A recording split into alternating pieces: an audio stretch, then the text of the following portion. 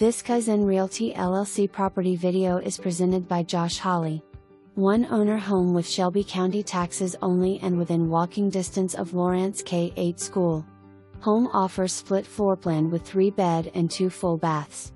Seller has lived in the home since 1994 and just moved out 30 days ago. Updated HVAC system and updated hot water heater.